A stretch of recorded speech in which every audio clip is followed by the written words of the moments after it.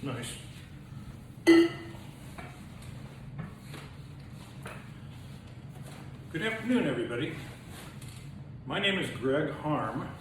I live in Austin, Texas. I've written a book about architectural sculptor Lawrie, who lived from 1877 to 1963, and his largest commission of a career that spanned 7 decades. I first noticed Mr. Lawrie's work at a tour at Rockefeller Center in the year 2000, and I noticed there was a coincidence because I knew that Lawrie had done work at the Nebraska Capitol. I didn't know that he had fame outside anywhere other than in Nebraska. So one thing led to another. In 2006, using a company called blurb.com, they allowed you to create books from templates that you download from their site, and you can get your books in print. So I did that. And the library in Lincoln, Nebraska, where my hometown is, they had a copy of that book. And so a gentleman with the Nebraska Library Commission had seen it, and I got invited to come up and make a presentation to the Nebraska Library Association in 2011. And these books that I had made with Blurb, they were not economically feasible. They cost too much to sell commercially. So I got my own printer rounded up and my own graphic artist and my own editor, and I went ahead and created this book. This friend of mine knew how to use InDesign, so we designed it in InDesign. And the book has my photographs that I've taken since the late 90s of the Nebraska Capitol, and we put them all into this book.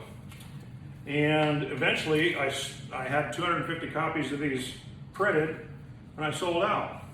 So in 2018, I had the book re-expanded, added more materials that I had discovered in the 7 years between the two publication dates. I put this out as a Lee Lawrie's Prairie Deco, History in Stone, the 4th edition. And so a company in Omaha redesigned the book for me. They put all these arts and graphics and little flourishes in here to kind of make the book a lot nicer looking. And I'm very happy with the product. And so, because I was proud of the book, I sent a copy of it to a company called Kirkus Reviews. And Kirkus Reviews is, aside from the New York Times Book Review, they're the premier book reviewing company in the United States. And they charge like $350 or something like that for a review. It's not cheap. And you have to take whatever they give you back. And so I paid my money, I took my chances, and I got this back, and on here their recommendation of it is, our verdict, get it. And what they say is, it's an art history book that focuses on the man who shaped the Prairie Deco, let's see, let me reread that. A rich, beautifully illustrated historical account for art lovers and Prairie Deco devotees. An art history book focuses on the man who shaped the Prairie Deco architectural style. So the fact that they liked it was very beneficial to me. And so they advertised the book all over the world. And 6 months later, in I think it was June of 2021, I got notified that these books were for sale. And Lisa Pelto, who did the publishing of my 4th edition, she called me up and she said, "Do you know who Jeremy Ashbrook is?" I said, "No." And she says, "Well, he's selling your book. Did you license it to him?" I said, "No, I didn't."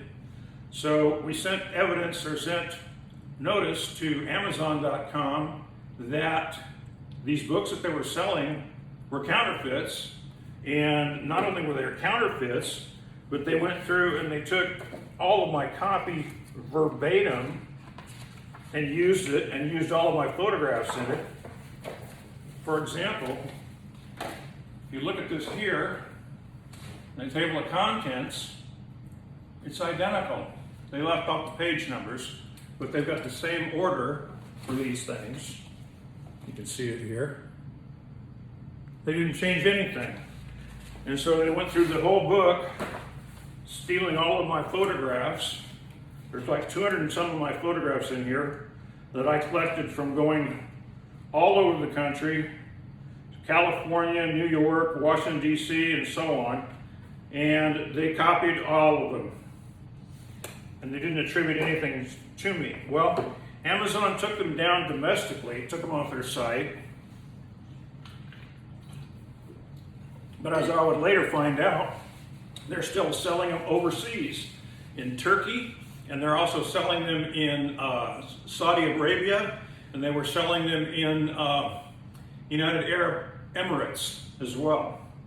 And so, what are you going to do? It's hard, you know, I've written Amazon, asked them to take it down, gave them the links of where they could find these books being published, and as it turns out, people would assume that because they've got Amazon in Turkey that it's a different outfit. Well, it's not.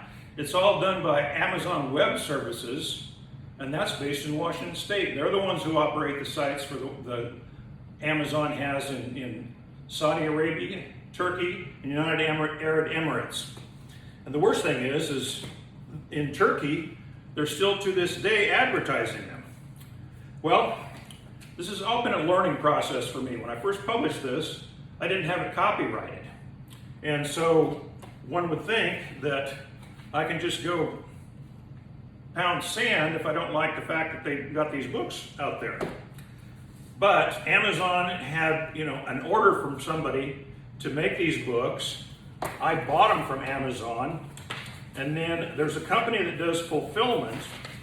And the fulfillment company, in other words, filling the orders, is a company called Ingram Spark, or it's Ingram Publisher Services LLC.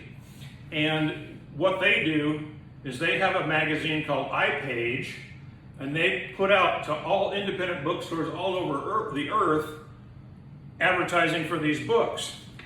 And all books that are printed in the United States come with an ISBN on them. That means an International Standard Book Number. That's how they categorize books and keep track of them for inventory purposes, that sort of thing. And what happened was, I called Boker.com, which is the company that produces these ISBNs, and it turns out that Amazon owns all of the ISBNs that were used on these books.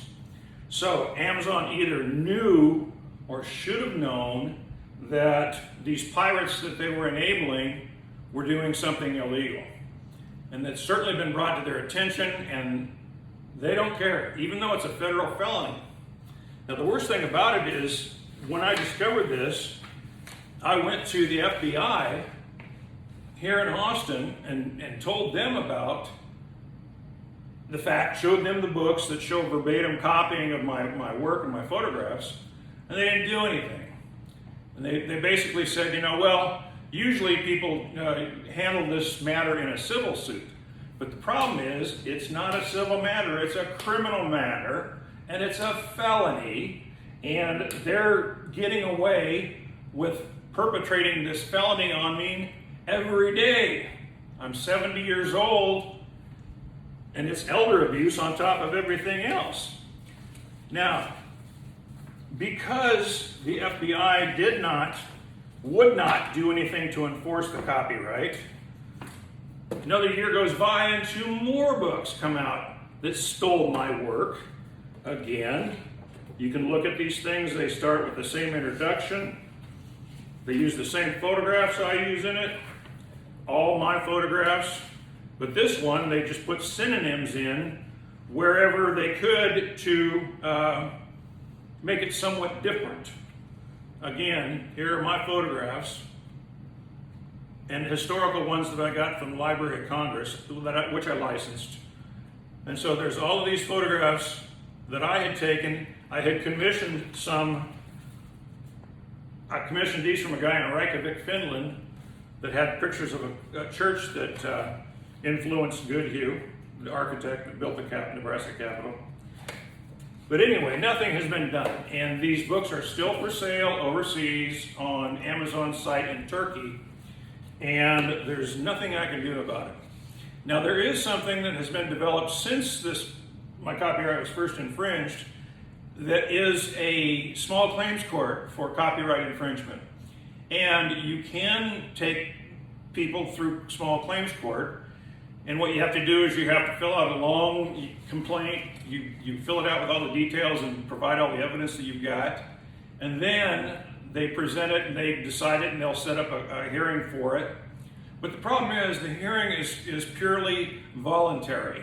So in other words, if Amazon doesn't want to come get scolded and fine $7,000 or whatever, then they don't have to participate. It's strictly voluntary. And the worst thing is, well, among the many worst things, I didn't know. I was raised to believe in law and order, and that laws were there for a purpose and that nobody was above the law. But Amazon, because they're big, they get away with it. I'm fighting this little David and Goliath type battle to try and do business, try and get paid for my work. I spent 20 years working on these books. Like I said, I've been studying them since since 2024. And I've gone to New York, Philadelphia, Gettysburg, Harrisburg, Washington, D.C., Baltimore, Lake Wales, Florida, Baton Rouge, Pasadena, California, Los Angeles, California, all photographing pictures that I used in these books. I can't just go do those all over again because somebody stole them. It's just sad that in this latest book, when they just put in synonyms for all of the text that they copied, they just changed all of the words like gobsmacked and excited and all this sort of stuff. They just used synonyms for them. But they still told the story in the same order as I told it. So, because the FBI didn't enforce it the first time, they turn around and did it again. And I got a feeling that they're going to do it again because the FBI won't enforce the copyright law on them. Now, the FBI told me that they had to have authorization from the Attorney General or Department of Justice in order to go create it or to commence an investigation. But recently I heard that the FBI had interviewed Trump, and he apparently had, with some lawsuit, he had a right to do a video or a witness video or witness interview. And I was never they didn't give me an interview at all. They took down notes and never did any investigation on this matter at all. It's against the law because of 17 U.S.C. Section 506 makes copyright infringement illegal, especially if it's willfully done and done for profit, which this absolutely is. And then the punishments are at 18 U.S.C. 2309 or 2319 or something like that. And they can involve damages that triple if it's established that they were done willfully.